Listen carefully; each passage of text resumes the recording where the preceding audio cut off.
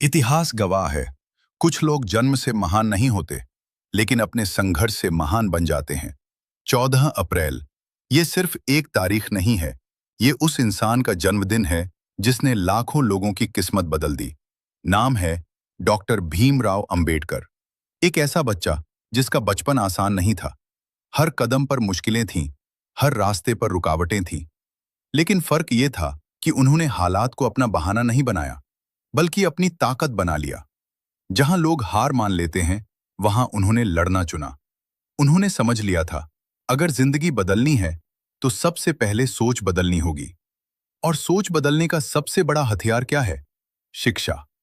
उन्होंने पढ़ाई को सिर्फ डिग्री के लिए नहीं, बल्कि बदलाव के लिए चुना। दुनिया के बड़े बड़े विश्वविद्यालयों में जाकर उन्होंने ज्ञान हासिल किया और खुद को इतना मजबूत बनाया कि पूरी दुनिया उनकी बात सुने। लेकिन असली संघर्ष तो तब शुरू हुआ जब वो भारत लौटे। उन्होंने देखा, एक ऐसा समाज जहां इंसान को इंसान नहीं समझा जाता था, जहां बराबरी सिर्फ किताबों में थी, असल जिंदगी में नहीं। और यहीं से शुरू हुई उनकी असली लड़ाई। ये लड़ाई सिर्फ उनके लिए नहीं थी, ये लड़ाई हर उस इंसान के लिए थी जिसे दबाया गया, जिसे रोका गया, जिसे आगे बढ़ने से रोका गया।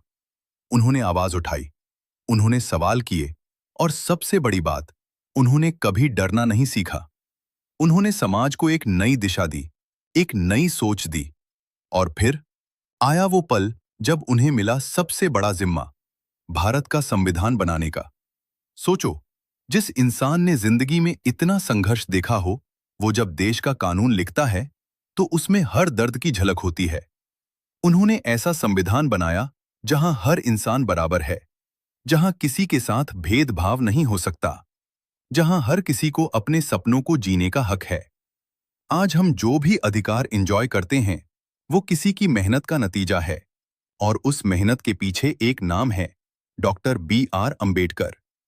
लेकिन उनकी कहानी सिर्फ इतिहास नहीं है, ये एक सीख है।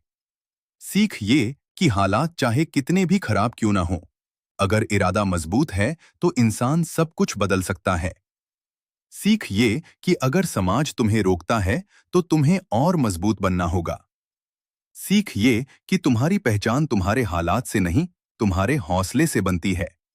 तो इस अंबेडकर जयंती पर सिर्फ उन्हें याद मत करो, उनके जैसा बनने की कोशिश करो। पढ़ो, सीखो और अपने हक के लिए खड़े हो जाओ। क्योंकि बदलाव कोई और नहीं लाएगा, बदलाव तुम्हें खुद बनना पड़ेगा। और हाँ दोस्तों, आज मेरे पापा का भी जन्मदिन है, तो कुछ कमेंट करें।